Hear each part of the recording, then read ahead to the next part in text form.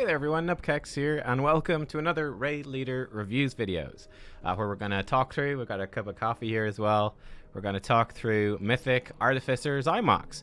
Of course, I think this came up in a comment in the last video here, but the kill video is actually up on the channel as well, so I'm obviously going to be talking you through this fight, and what we did, and our strategy and all of that. If you want to just see the kill video and hear our voice comms and all of that, that's up on the channel already. You can go watch it. So yeah, there you go. This boss we did 6th. This boss also took us the most pulls to kill, quite a few. A little bit more probably than you would have liked. I think that's genuinely, this should be your expectation, I feel, for Artificer Xy'mox. It's not the hardest boss in the world, but there's a lot of very specific mechanics and a lot of very specific strategies. Just expect to spend more time doing it than you would want to. Let's put it like that. Now, the fight is split up into 3 different phases. This is phase 1. Now, this is the big mythic difference, of course, right? Whereas on normal, heroic, and heroic, and I guess Raid Finder, you have each of these crystals. So you've got the ghosts, then you've got the seeds, then you've got the big sucky Annihilate sword. Each of those happens on its own. In Mythic, they continue, right? So in phase 1 here, we just have ghosts. So ghosts are going to be coming in. So that's very, very easy. Again, you're dodging these lines, dodging these traps. I'll come back to the traps in a second here. Glyph of Destruction is tank explosion. That's very dangerous. Now here we go. First of all, we've got these ghosts. So here's tip number 1, which we didn't actually know. I didn't know, at least, until we got into Mythic. One of our raiders pointed it out. But these ghosts, you can bait these ghosts. And baiting the ghosts is really important. The ghost always spawns behind you. Always spawns behind you. So you can bait it based off what direction you want to go. So again, this is how we deal with these ghosts. In phase 1, this is super easy. Boss is in the middle of the room. Bait the ghost pretty much in any direction, and then run away from the ghost into the portal, right? And then go through the portal, right? So you'll see it right here. Go through the portal. You've done this on normal, whatever. Just go through the portal. Again, we're doing some DPS here. Step through just before the ghost is going to catch you, and you're all good. Then step back through the portal. Now, you notice right there, I tried to step in a trap. So let me explain what's going on with that, because we're actually going into stage 2. That's stage 1. That's it. That's all stage 1. Super, super easy. So these are the trap timings. This is actually, we actually changed our strategy. Our initial strategy was to, and these are the phase changes as well, these green lines, yeah? Our initial strategy was to just use an immunity to clear every single set of traps. So things like Death Knight AMS, Death Knight Icebound Fortitude, Hunters with Turtle, Rogues with Cloak of Shadows, Paladins with Divine Shield. Anyone that can move and has an immunity that immunes effects can do this. Right, can do this. But yeah, when I looked at I actually changed this sort of halfway through the night. I was like, you know what? Looking at these timings, actually, it's really bad. Because it was kind of noticeable. If you clear that first set of traps, it's really early on in the fight. So we had a Death Knight with AMS clearing it, but I was like, man, they miss loads of their damage cooldowns because they got to go and clear traps. Or over here, even more visibly, right? We were getting a set of traps bang on about 3 minutes in the middle of Bloodlust. If somebody has to go clear traps during that with 3-minute CDs, they could lose a lot of damage. So I said, you know what? This is probably not worth it. We're not going to bother. We're going to clear every second set of traps. And it just makes it easier to follow as well. It's easy for people to track which traps that they're doing and so on. As you can see, we actually changed our assignments. This was the initial idea, and then we changed them. The reason being that these first 2 set of traps can be a bit spread out. So we actually had a Rogue would clear here with Sprint and Cloak of Shadows, clear 2 sets of traps. Then the Death Knight would go here. Again, AMS, Icebound Fortitude, clear 2 sets of traps. A Paladin with Divine Shield, a Holy Paladin, would clear these 2 sets of traps. Now, this is in phase 3. We'll come to phase 3, obviously, in a bit. These traps here, this one is by far the most difficult. This was another big reason that we changed, or I changed the strategy here. I wanted backups to be able to help with these set of traps. These come right before the sucky sword, right? So basically, we're all stacked up together at the wall. All the traps spawn in on top of you, and you have literally about 1 second to clear the traps before you start getting sucked in. It's very nasty. So having backup immunities available for this is extremely helpful to just remove that danger. That comes back to what's going on over here. We have a trap spawn, obviously, at the portal. what am I doing here? Why am I trying to walk into the trap? Someone did walk into the trap, but they're not stuck anymore. This is an alliance-only thing. We had 6 humans in the raid. Human racial is down here on number 3. Will to survive is a 3-minute cooldown that removes stuns, so you can actually remove traps with that. So that was, 6 people that could back up and tackle those difficult traps. So for example, again, 1 spawns under the portal over here. Kind of a pain in the ass for the rogue to get over there. It's just a waste of time. You can just clear that with the human racial. Obviously, most people won't have consistent access to that, but that's what we did. Again, I think clearing every 2 sets of traps, as you can see, a DK alone, 1 single Death Knight can deal with most of these, so you should be able to cover this pretty much no problem. So that's the traps, right? Going into phase 2, this is where seeds come into it as well. You've got some nasty overlaps. So first of all, the general raid position is near the entrance of the room. And coming into this phase 2, again, we had a 3rd set of traps spawn roughly about here. Again, you want to bait these roughly at the wall. As you can see, a lot of people didn't make it over, and they baited them onto the seed location near green. But, I can't really be mad or complain because, everyone's playing this really slow spec, a priest. They had to run all the way from the portal. I was obviously able to make it over here because, I'm a super mobile class and I could just sort of leisurely saunter over from middle. So, you can't really give out to people for not making it and baiting traps not on top of the seed markers, right? Yeah. Right, let's play through this phase 2 and let me break it down. So, basically, roughly speaking, what you're going to be doing, right? Roughly speaking, you're going to be handling the seeds and you're going to be baiting ghosts during the seeds as well. So let me walk you through it and then I'll break it down. Right, so you're always placing the portals at the east and west point of the room, basically, for this fight. Here comes seeds. The seed guy's assigned. I'll break down what happens. We bait the ghost behind us, walk forwards, barrier to absorb the tank bomb, and then look at these timers. We're waiting for the seeds to blow up. Seed blows up, step through the portal, you're safe. Okay, cool. And then going to come back and we continue on. That's the hardest part of phase 2. That's the nasty phase 2 overlap. From that point on, it's not that bad at all. So again, to break that down, because there's quite a bit happening in there. First things first, let's talk about seeds. I'll show you a seed carrier video a little bit further in so you get an idea of what they actually have to do. I've got one of our mages. But if I come in game here, you can see I switched the, I did switch the assignments around a bit. But again, the raid should be, let's use red. So the raid is roughly going to be stacked around the entrance over here. We're going to have a blue marker. It's going to be, approximately over here. And then our moon marker is going to be approximately over here. Okay? So these are sort of your positions. So phase 1, you're tanking the boss in middle. Equidistant. You can see, actually, this is worth noting as well. For the portals, important to have star like bang against the wall. Okay, orange, don't need it bang against it. In fact, don't have it bang against the wall. Orange can be, there's actually like a cross. You've got lines on the floor. You can just put it in the cross section, like where the lines meet, away from the wall. That's probably what I recommend. And we tank them here, right? So phase 1, tanking here. Come down, bait stuff over here. We have that first overlap I talked about. First set of seeds, ghost, bait them. You're going to move in towards blue. And then you're going to be basically beside blue for the rest of the fight. And we go over to moon for Windrush Annihilates later on in the fight, okay? But yeah, these are the seeds. Again, you've got seeds like here. You're going to have like a seed here. Or what? Maybe it's here, I don't know. And then a seed over here as well. So you don't want to do those seeds. Don't care about those. But you want to take this seed, move it over. This seed, move it over. There's a seed here, bring it through the portal, drop it off and portal back. Again, this seed, move it over, this seed, move it over. Again, these guys can also, you can also grab like purple seed, walk it through the portal, drop it, whatever. I don't think it makes all that much difference. You have to wait before you can use the portal. I mean, your seed guys can figure it out. It's not a huge deal either way. But yeah, that's generally what you want to do. So in terms of our assignments, as you can see, we had mages assigned to each of these seeds. We've skull and cross up in the top. Mage, I put druids as backup here because druids have tons of mobility. Obviously, right? Obviously, if the raid is down here, yeah, it's quite easy to get to green and purple. It's quite far to get to skull, right? You got to go up here and then across, right? That's quite a run. It's quite a run to do these. Beautiful piece of art right here. I've just ruined our raid note. That's okay. That's quite a run, right? So we got mages to do those because they're difficult. Druids is backup. We'll talk about backup in a sec.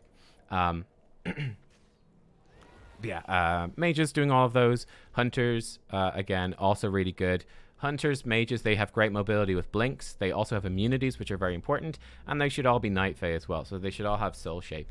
So yeah, you've got all that stuff. Again, warlocks are pretty good. They should also be Night Fae. So they're a good backup too. They've got good mobility. They've got their warlock teleport portal. They've got burning rush, soul shape. So lots of options there. And then we kind of ran out of good options. So we have a random necrolord elemental shaman is backup for, again, the easy one at star, which is just walk over, pick up the seed, step through the portal. Don't need much mobility at all. You're pretty much very close to star most of the time anyway. So it's totally fine, right? So they're going to do their seeds. So they can even move as soon as those seeds are about to come in here. They can be moving and going to their seeds. That's totally fine. Again, right here, you get ghosts overlapping with this. So it's very, very, very important that you are positioned, again, near the entrance of the room, and that you're baiting the ghosts. You want those ghosts to spawn behind you. There we go. So the ghost is spawned behind me. This lets me move forward. Again, we have tank explosion coming in here, which is quite spooky. So it's good to be in a barrier. You can see right here, for example, a lot of people weren't in the barrier. But like, I just got hit by the tank explosion.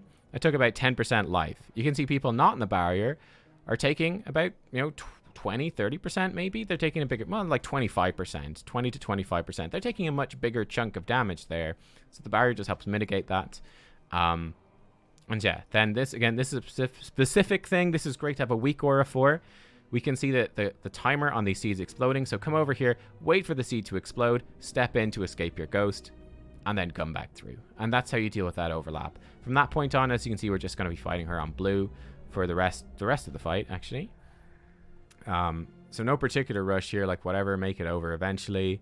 I just want to be over there for when the next traps comes in, basically, or the next tank explosion, something like this. He's clearing out some traps, cool.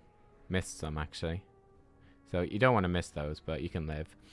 But yeah, okay, so this is the rest of phase 2. As you can see, nothing too bad here.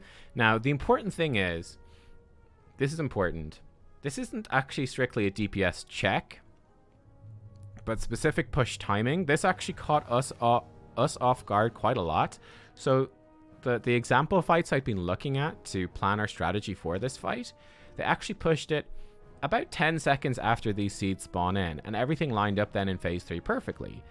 What happened to us a bunch of times is we were pushing during these seeds. We pushed very shortly after the seeds spawned, or we'd push the boss during the cast summoning in these seeds, which is really, really, really bad. That messes up the rest of the fight, and it makes it way harder, okay?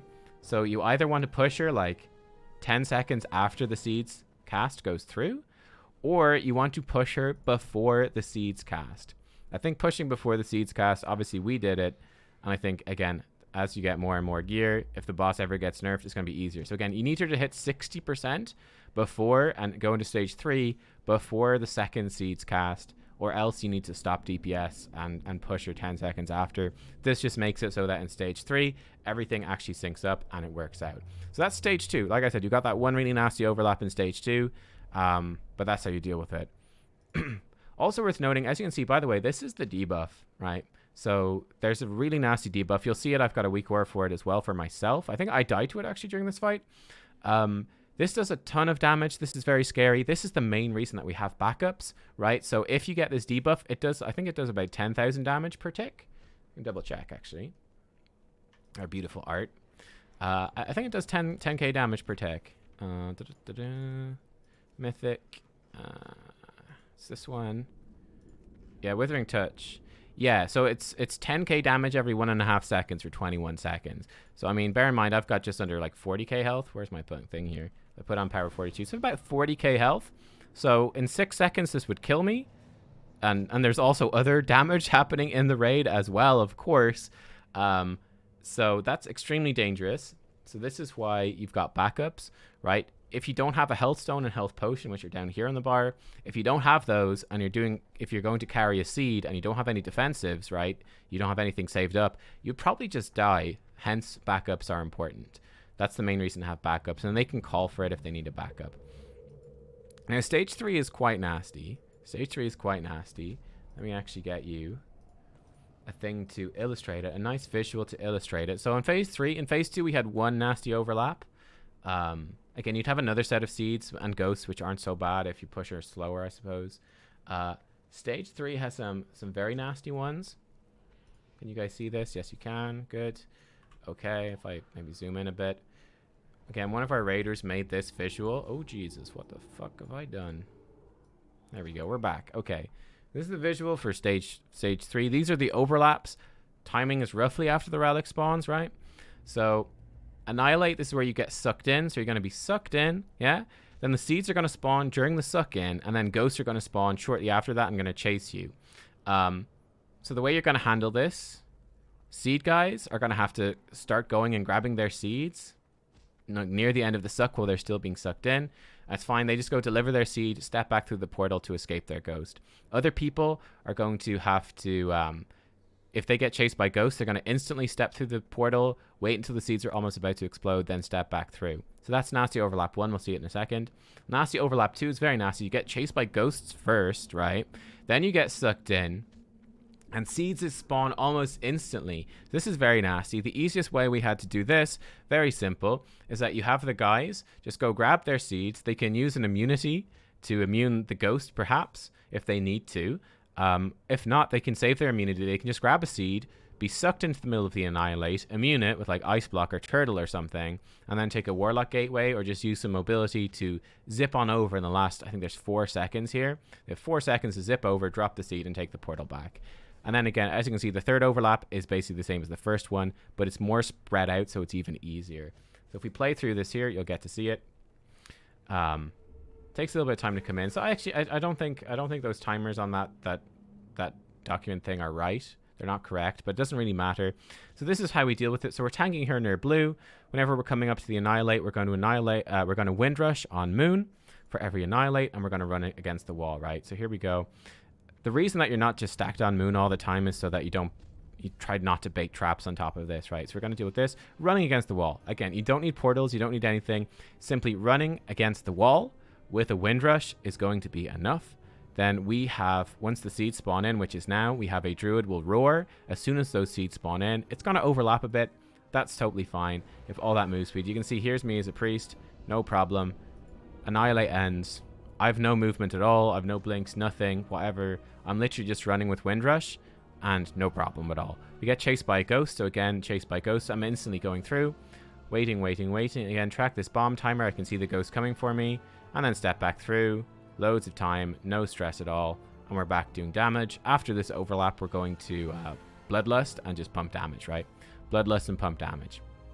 So that is that cell dealt with. Very easy.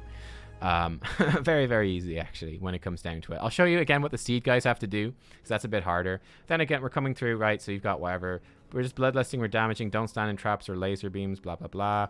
Okay, coming up to the second overlap then. This is quite nasty. So if you look at the timings here, right? You've got traps, Annihilate comes right after, and seeds right after that as well. In fact, I think we're chased by ghosts first too. So I think ghosts do come. Yeah, sorry, ghosts come in first. So with these ghosts, again, just step through. Wait for the ghost to come back and then step through again, like whatever. Deal with it the same as always. One thing is, when you step back through, it will be during Annihilate, which makes it a little bit harder, right? So the ghosts are going to go through. This is also why you need to have, by the way, so this is important. You need to have your Windrush thing. We could even have it even closer to the portal. This needs to be close to the portal, because when these guys come back through, Annihilate's going to be on, so they need to be able to be close enough to the Windrush to survive. That's important. But yeah, they're going to go deal with the ghosts. You can see those traps spawn in like directly as we start this, so we just have the Death Knight clearing that, making sure he's not in the way. I'm going to grip him in. He was actually there anyway. But yeah, it's kind of nasty. So you can see like these guys coming out. We probably actually, you can see the Windrush totem is a bit too close here. We probably need to move Moon over here and have it even closer so that the Windrush should hit these guys coming out of the portal so they don't get sucked in. We might lose someone here to this. Yeah, we lost one person to that. So that's definitely something to watch out for. Again, I'll show you what the seed guys did. But yeah, probably move Moon slightly closer. That's fine. It's good to actually watch it back. There we go. Learn something as well. I'm like, oh, that would be more efficient if we did it like that. Wouldn't lose someone there. But yeah, okay. Then here we go. This is basically the rest of the fight. So I think I die here at some point. Where we're just popping defensives. Oh, I think I die right to the end of this big dot. So whatever, right? You know, we get this big dot. The dot's taking us down. We're running some Vamp Embrace. This is a misplay from me here. So I've dispersed too early with this tank explosion. I cancelled it off because I was like, I'm full health, I'm fine. Bad idea. We're going to get killed by this dot here. The barrier was misplaced. It should be over here near blue. Anyway, you essentially just want to bait these traps away from the Annihilate. But that's basically it. And then this last set, and then I'll show you the thing. People standing in traps because they're panicking because we're close to a kill. In fact, as you can see here, this Annihilate, the boss is basically dead for us. But again, it's not a big deal. You just deal with it the exact same as the first overlap, right? Run against the wall with a Windrush Totem. After that, seed guys go do their seeds. You get chased by ghosts then. You get chased by ghosts. You just run away from the ghost. The boss should die. It's fine. You step through the portal. Wait for until it's almost the explosion. Actually, that is slightly different, right? Because you're right beside the portal. You get the ghost. Step through the portal. Wait until the seeds are almost about to explode. Then step back through. So it is a little bit different. Let me show you then. Not this one. This one. Let me show you. This was the footage from one of our mage. I really like his UI, by the way. It's very nice. So this is from our kill. So we'll come through. Like, I'll show you, like, whatever. Like, let's see this first set of... He's the guy that broke the trap with a human racial, which is fine. So I'll show you the first set of seeds are coming out. Okay, here we go. So he actually got the portal, and he has to do the seeds as well. So it's extra difficult for him. He's trying to kill his teammate by dropping the portal directly on orange, even though there's a laser on it. So he's going to run over. He grabs the seed. He's being chased by a ghost. It's fine. Drops the seed. Steps back through. All good, right? The ghost won't catch him. He actually had to step through again to avoid it. That's fine. But he did. Good. So again, you just use the portals to dodge the ghost, right? Straightforward enough. Then come on back. And yeah, so there's that. Now, okay, coming into this first big overlap. Here we go. So this was his plan. Again, so his goal, he has to get to this northmost seed. He has to get that over there on time. And again, what's he doing for this one? Right? It's going to be Annihilate. He's going to be running against the wall. Then he can start making his way over. And again, he just has to watch out for ghosts during this as well. So running against the wall. Mages obviously get extra move speed with Scorch, so it's super easy. And he's away now. Cool. He's used Alter Time, couple of shimmers. Running over there. Drop the seed, Alter Time back. Bam, done. This is why mages are so good. They also have Soul Shape. Again, you can even start moving early, running it around the room. You could start that early. A little bit tricky. You'd have to shimmer past the portal as a mage or whatever, but you can do it to start moving sooner. But yeah, you get roughly the idea. And here he's blasting. Big damage, all that. Second overlap. So he's actually moved out early on top of the tank explosion. That was a bit too early. So don't move that early and get killed by the tank explosion. You can wait a little bit. He actually gets the nasty dot. He's going to ice block it off for safety here. He's going to grab this, shimmer twice, drop it off, and he's back. Look how easy that was. He has a soul shape then to escape this, and you're done. Great. You could even use soul shape earlier to zip on over, get that done. So that was one way of doing it. He got the dot, so he used ice block to remove the dot. If he didn't get that dot, he could also use that ice block again to remove the ghost chasing him. Ice block stops the ghost. If he didn't have that dot, it's even easier. He just grabs the seed, gets sucked in by Annihilate, just ice blocks it in the middle, goes over, drops it in, and he's back. And he doesn't have to worry about it. He doesn't have to use soul shape and dodge it and stuff. So you have to adapt there a bit. But you can see so many tools here. You've got so many options when you have the right classes assigned that you can get the job done no matter what, right? And then I guess there's probably... Well, I'm assuming he goes and does the third set, but it's not really too important. So he's off to do the third set here. Okay, so whatever. We've got the Annihilate. He's zipping around. Great. Let me actually rewind a bit. We missed a bit there. Okay, so for Annihilate, here it's coming in. So seeds are spawning in. He's going to alter time and blink away. Grab the seed. He's running it over. Drops it off. Alter time's back. Bam, done. Mages... So much utility. It's insane. They're so good for this. Again, other specs can do this. Obviously, instead of using alter time to get back on something like a hunter or a druid, you just have to step through the portal and you'll come back at the portal, and that's okay. But there you go. That is basically how that works. That's the fight. Guys, thanks for watching. Hope you enjoyed this, the longest one so far. Like I said, there's a lot of stuff obviously happening here. Oftentimes it means that for an individual player, you don't actually have all that much to do, or you just have your one job, right? You have like your... You need to be able to deal with the ghosts. So handle the ghosts. Cool. Run against the wall for Annihilate. That's not very hard, right?